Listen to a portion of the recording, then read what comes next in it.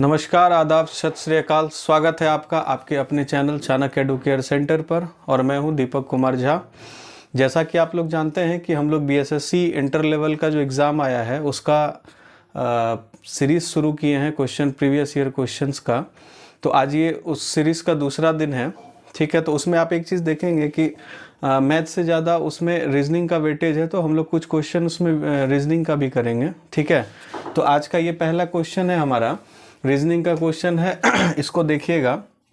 अब इसमें क्या चीज़ है, इस तरह के सवाल में क्या होता है कि पहला जो फिगर आपको दिया हुआ है उसमें रिलेशन बिल्डअप करके सेम वही रिलेशन यहाँ इस्टेब्लिश करना है, और जो यहाँ पे व्हाट का सिंबल बना है इस जगह पे कौन सा डिजिट आएगा ये आपको बताना है ना। तो अब देखिए, सबसे पहले इसका क्या रिलेशन बनता है आप यहाँ पे फाइंड आउट करेंगे। तो अब देखिए, एक चीज़ सीधा सिंपल सा आपको समझ में आ रहा होगा कि 10 8 80 9 54, 80 से 54, कुछ ऐसा कुछ विशेष नहीं बन पा रहा है, तो तोड़ मरोड़ के आपको करना पड़ेगा। तो एक चीज़ आपको दिखेगा, जब आप इसको बहुत अच्छे से देखिएगा तो आपको दिखेगा क्या कि जब आप 9 को 8 से गुना करेंगे कितना होता है 72। उसके बाद 10 को जब 6 से मल्टीप्लाई करेंगे कितना होता है 60। अगर दोनों को माइनस करते हैं तो कितना आता है 12, जो कि बीच में दिया हुआ है ना। तो एक रिलेशन हम लोग यहाँ पर फाइंड आउट कर पा रहे हैं कि जो दोनों साइड वाला पोर्शन पे जो अंक है, जो डिजिट मौजूद है, उस डिजिट को अगर आपस में मल्टीप्लाई करे दोनों तरफ से और उसको माइनस करे तो एक डिजिट आ रहा है जो कि बीच में दिया हुआ है ना। अब यहाँ पे वही चीज़ अगर हम इस्टेब्लिश करते हैं तो इन दोनों को मल्टीप्लाई करेंगे तो 9 गुना 6 कितना होता है 54, ठीक है। और 8 गुना 7 कितना होता है 56। तो 56 में से 54 माइनस करेंगे कितना आएगा 2, और आपके ऑप्शन में 2 दिख भी रहा है, तो आपका डायरेक्ट आंसर आप क्या टिक आउट करेंगे 2 टिक आउट करेंगे। बात क्लियर है क्या। तो इस तरह का क्वेश्चन आपको कभी भी दिखेगा तो आप सबसे पहला फिगर में रिलेशन इस्टेब्लिश कीजिएगा, और वही रिलेशन आपका कहाँ बनना चाहिए इस जगह पे। इस तरह का क्वेश्चन आपको बेसिकली ऑप्शन मेथड पे ही बनाया जा सकता है। ऑप्शन को देख के आपको काम करना पड़ेगा इस चीज़ में। क्लियर है। चलिए बढ़ते हैं नेक्स्ट क्वेश्चन की तरफ। अगला क्वेश्चन है कि m और r की आयु अंतर उतना ही है जितना p और m की आयु के बीच है, ठीक है। m बड़ा है p से लेकिन r से छोटा है। यदि r और p की आयु का योग 66 है तो m की आयु क्या होगा, ठीक है। अब ये देखिए, थोड़ा सा लॉजिकल क्वेश्चन है, इसमें कहीं कुछ है नहीं, कॉन्सेप्ट आपको सिर्फ पकड़ना है और ये सवाल आपका आप आराम से इसको सॉल्व कर सकते हैं। कॉन्सेप्ट क्या पकड़ना है, यहाँ पे आदमी टोटल कितना पहले ये फाइंड आउट कीजिए। यहाँ पे m है, r है और तीसरा आदमी p है। ये 3 आदमी का ही बात हो रहा है, m, r और p का। इसका एज हम लोगों को फाइंड आउट करना। एज में तीनों के बीच का रिलेशन दे रखा है। अब उसको पढ़िए, क्या कह रहा है कि m और r की आयु अंतर उतना ही है जितना p और m की आयु के बीच अंतर है, ठीक है।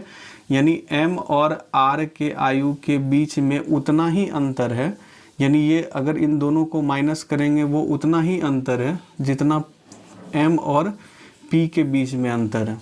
बात आ रहा है समझ में। इसको ऐसे समझिए कि इन दोनों के बीच का आयु मान के चलिए अगर 20 साल का अंतर है, अगर ये होगा m होगा, ये हम सिर्फ आपको समझाने के लिए यहाँ पे बता रहे हैं, m होगा अगर 60 साल का, ये होगा 40 साल का, तो अंतर कितना है उतना ही है जितना इन दोनों के बीच का अंतर है ना। m और r की आयु अंतर उतना ही है, यानी m और r के बीच के आयु का अंतर उतना ही है जितना p और m की आयु के बीच है, जितना p और m की आयु के बीच है। बात क्लियर है। उसके बाद m बड़ा है p से, ठीक है। m जो है वह किससे बड़ा है, p से बड़ा है, यानी m जो है वह p से बड़ा है, तो क्या होगा m से ही ना p माइनस होगा। उसके बाद लेकिन r से छोटा है, m जो है वो r से छोटा है, ठीक है। m जो है वो r से छोटा है, यानी r बड़ा है, m क्या है छोटा है ना। यदि r और p की आयु का योग 66 है तो m की आयु क्या है। चलिए एक बार इसको हम फिर से आपको समझाते हैं। ये अभी हम लोग क्या किए कि सही जगह पे इन लोगों को बैठा दिए, अब आपको समझने में बहुत आसानी होगी। हम लोग क्या करते हैं, मान लेते हैं कि क्या कह रहा है m और r की आयु का अंतर उतना ही है, यानी r के एज में से m के एज को घटाते हैं जो आता है, जो भी संख्या आएगा, मान के चलिए 10 साल आएगा, 20 साल आएगा, जो भी आएगा वो उतना ही आएगा जितना m की आयु में से p के आयु को घटाएंगे। यानी जितना अगर यहाँ 20 आ रहा है तो यहाँ भी 20 आना चाहिए, है ना। इसीलिए इन दोनों इक्वेशन को हम लोग क्या किए, बराबर कर दिए। बात क्लियर है क्या? ठीक है। जब ये चीज़ हो गया तो अब हम लोग क्या करते हैं, m को एक जगह करते हैं और r और p को उधर करते हैं। तो r उस पार जाएगा, क्या हो जाएगा, चूंकि इधर माइनस में है, उधर गया क्या हो गया प्लस, m इधर माइनस में है, इधर आगे आकर क्या बन जाएगा प्लस। तो r प्लस p बराबर क्या निकला, एक इक्वेशन निकला मेरे पास 2m। क्लियर है? तो अब क्या कह रहा है कि यदि r और p की आयु का योग कितना है, 66 वर्ष। यदि r और p की आयु का योग कितना है, 66 वर्ष, तो m की आयु कितना होगा भाई, m की आयु 33 वर्ष होगा। बात क्लियर है क्या? इसको अगर समझने में कहीं डाउट है तो आप कमेंट में पूछ सकते हैं। ठीक है, एक बार आप इसको वीडियो को वापस से पीछे जाइए और इसको एक बार फिर से समझने का कोशिश कीजिए अगर दिक्कत है समझने में तो। ठीक है, चलिए बढ़ते हैं नेक्स्ट क्वेश्चन की तरफ। चलिए नेक्स्ट क्वेश्चन सिंपल इंटरेस्ट का है कि एक मूलधन साधारण ब्याज पर 4 वर्ष 4 माह में 2 गुना हो जाता है, यह कितने समय में 3 गुना हो जाएगा। ठीक है, अगर हम इसको ट्रिक के मेथड से पढ़ते हैं तो इसका एक ट्रिक है जिसको हमको याद करना है, जिसको दिमाग में रखना है। लेकिन हम लोग यहाँ पे पूरी तरह से कॉन्सेप्ट पे काम करते हैं। एक बार अगर आप कॉन्सेप्ट को समझ गए तो ट्रिक याद करने का ज़रूरत है नहीं। कॉन्सेप्ट क्या है वो हम आपको समझा रहे हैं। कॉन्सेप्ट समझिएगा क्या है कि एक मूलधन जो है वह ब्याज पर दिया गया, 4 वर्ष 4 माह में क्या हो गया, डबल हो गया। यानी मान लीजिए कि आप जो है ब्याज पर किसी को दिए कितना रुपया, 100 रुपया, और वो समय लिया, कितना समय लिया, 4 वर्ष 4 माह लिया। तो 4 वर्ष तो ये पूरा है ना, 4 माह आधा है, तो 4 माह को वर्ष में बदलने के लिए क्या करना होता है, 12 से डिवाइड। क्यों? क्योंकि एक साल में 12 महीना होता है। तो ये हो गया कितना, 3, 1/3, 4 तिया 12, 1 13/3 वर्ष। बात समझ में आ रहा है क्या? 4 वर्ष 4 माह को हम 13/3 वर्ष लिख सकते हैं। ठीक है, उसके बाद ब्याज कितना मिलेगा, इंटरेस्ट SI कितना मिलेगा। तो मूलधन साधारण ब्याज पर 4 वर्ष 4 माह में डबल हो गया। यानी 100 का सामान, 100 रुपया आप किसी को दिए, 13/3 वर्ष में आपको 200 रुपया लौटाया। तो 100 तो आपका मूलधन ही है ना। तो आप इंटरेस्ट कितना कमाए, यहाँ से 100 रुपये इंटरेस्ट कमाए। तो यहाँ से आप दर निकालने में कामयाब रहेंगे। दर क्या होगा, दर बराबर क्या होता है, ब्याज गुना 100 बटे मूलधन गुना समय। समय 13/3, ये 3 पलट के ऊपर चला जाएगा। ये देखिए छोटा छोटा टेक्निकल टर्म है, ये जैसे हम डायरेक्ट जोड़ दिए, यहाँ कुछ नहीं है, 1 है 4 तिया 12, 1 13/3, ये बेसिक कैलकुलेशन का पार्ट है। इसके लिए हम एक अलग से सीरीज लाएंगे, उसके लिए आपको टेंशन नहीं लेना है। ठीक है, ये 100 से 100 आपका कैंसिल हुआ, तो ये कितना निकला, दर आपका 3 गुना 100, 300/13%, ये हम दर निकाल लिए। अब हमसे क्या पूछा जा रहा है, यह कितने समय में 3 गुना हो जाएगा। यानी अब आपका इच्छा है कि आप जो है वह पैसा लगाएं कितना, 100 रुपया, और आपको मिले कितना, 300 रुपया। यानी आप वहाँ पे ब्याज कितना कमाए, SI कितना कमाए, 200 ऊपर से कमाए ना। और दर क्या रहा यहाँ पे, दर हमारा वही 300/13% का दर रहा। बात आ रहा है समझ में? तो अब कितने समय में, तो समय बराबर क्या होता है, समय बराबर ब्याज गुना 100 बटे,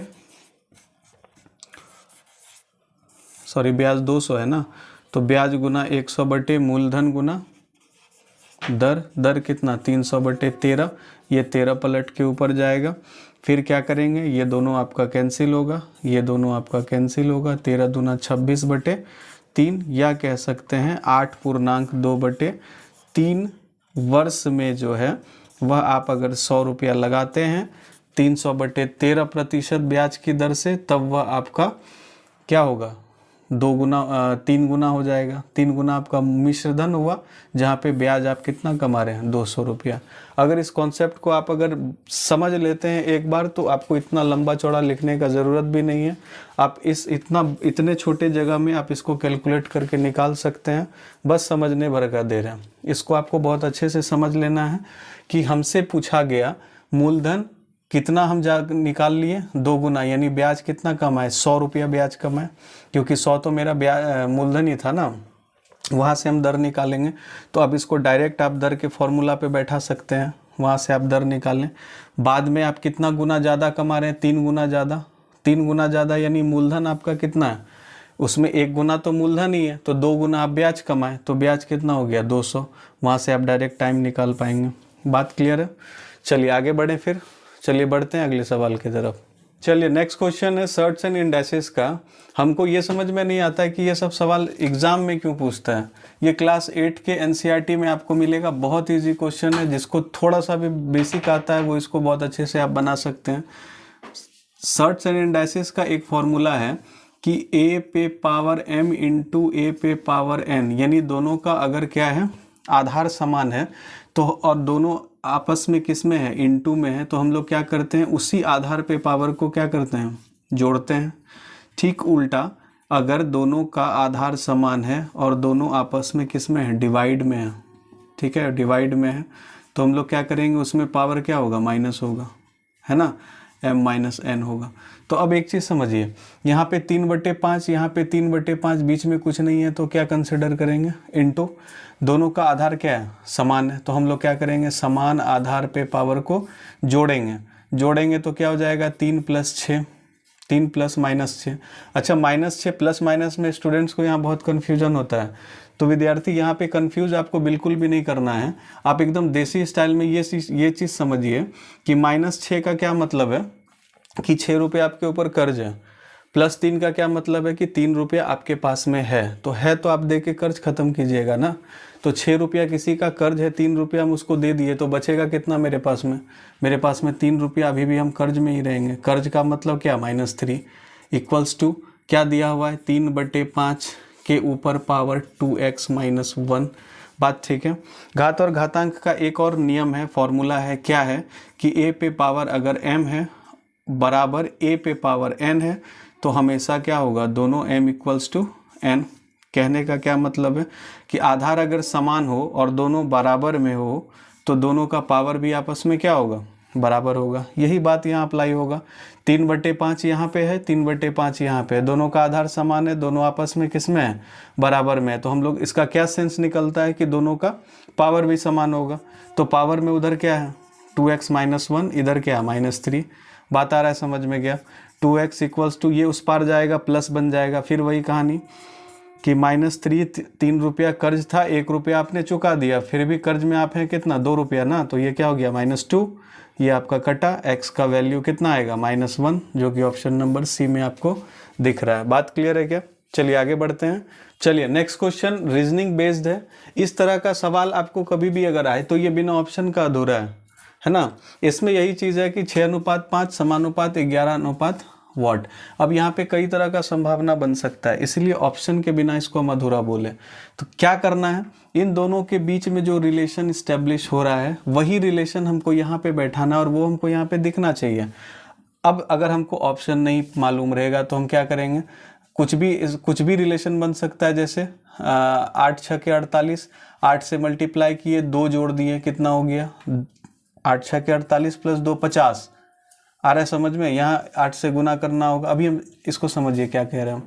इसको 8 से मल्टीप्लाई किए, 8 × 6 = 48, 2 जोड़ के 50, तो आपके दिमाग में आएगा इसको भी 8 से मल्टीप्लाई करेंगे, 11 × 8 = 88, 2 जोड़ेंगे 90। कहीं दिख रहा ऑप्शन में 90 नहीं है, यानी ये वाला रिलेशन आपका इस्टेब्लिश नहीं होगा। तो अब क्या संभावना बन सकता है, संभावना आपको खोजना है इस तरह के क्वेश्चंस में। संभावना अब आप दिमाग लगाना चालू कीजिए। तो 6 है और 6 और 50, तो 6 का स्क्वायर कितना होगा 36, और इधर कितना बचेगा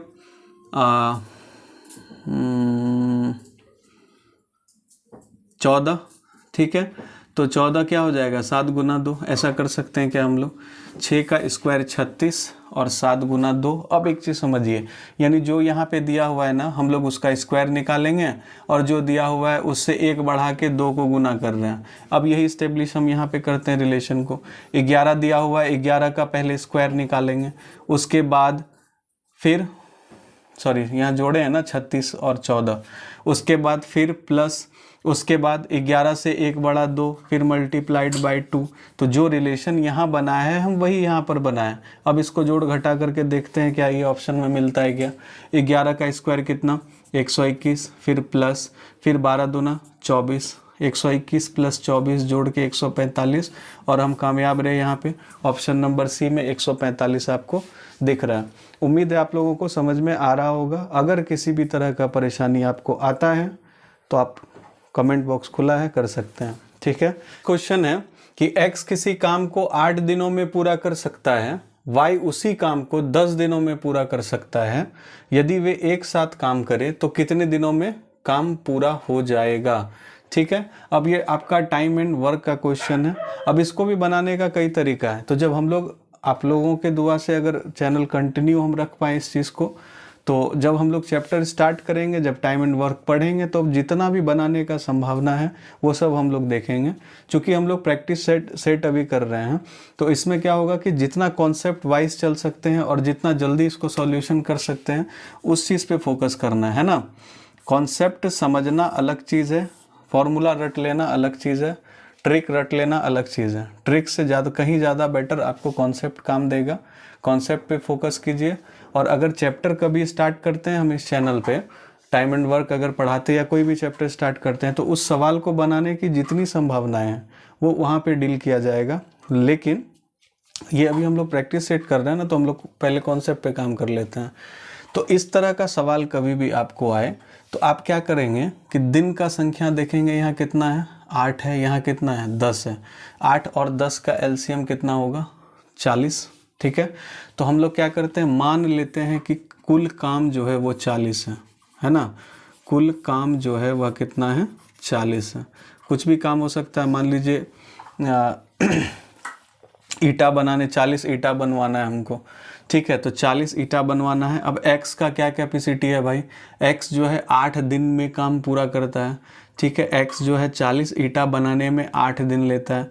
तो x जो का एक दिन का काम कितना हो जाएगा, यानी रोज़ कितना ईंटा बनाता होगा, आप क्या बोलिएगा। 40 ईंटा 8 दिन में, तो एक दिन में 5 ईंटा रोज़ बनाता होगा, है ना। तब x जो है एक दिन में 5 ईंटा रोज़ बनाता होगा, तब जाके 8 दिन में वो 40 ईंटा बना के कंप्लीट करता होगा। y का क्या कैपेसिटी है काम का, y एक दिन में कितना काम करेगा, तो 40 ईंटा वो टोटल बनाएगा और बनाने में 10 दिन लेगा, यानी y जो है वह 4 ईंटा रोज बनाएगा। बात आ रहा है समझ में। अच्छा, हम दोनों को अगर काम करने के लिए भिड़ा दें कि x और y दोनों मिलकर आज काम करो, तो ये दोनों एक दिन में कितना ईंट बना देगा, तो 5 ये 4 ये, तो क्या बोलिएगा टोटल 9 ईंट बना देगा, है ना। टोटल 9 ईंट बना देगा। अब आप ये चीज़ समझिए कि 9 काम करने में कितना दिन लिया, ये दोनों एक दिन लिया। तो एक काम करने में कितना दिन लेगा, कम लेगा, गुना होगा या भाग होगा। 9 काम पूरा दिन लगा के कर रहा है, तो एक काम तो जल्दी कर देगा ना। तो जल्दी के कंडीशन में क्या करते हैं, डिवाइड करते हैं। तो काम मेरे पास अभी 40 ही है, तो 40 काम क्यों ऐसा कर रहे हैं, क्योंकि कह रहा है कि तो यदि वे 7 काम करें, तो यहाँ पे दोनों को 7 काम करवा रहे हैं, तो कितने दिनों में काम पूरा हो जाएगा। तो काम पूरा हो जाएगा 1/9 गुना 40, यानी 40/9 दिन में कंप्लीट हो जाएगा। अगर इसको तोड़ा जाए तो 4/4 दिन में काम कंप्लीट करेगा, जो आपको ऑप्शन नंबर सी में दिख रहा है। बात ठीक है। चलिए आज के लिए इतना ही। वीडियो ये अब कंटिन्यू रहेगा इस सीरीज़ का। हम कोशिश करेंगे कि रोज़ वीडियो ला सकें, रोज़ आप लोगों के बीच में हम आ सकें। और आप लोग चैनल को ज़्यादा से ज़्यादा इसको शेयर कीजिए, सब्सक्राइब कीजिए। आज के लिए इतना ही। चलिए, जय हिंद।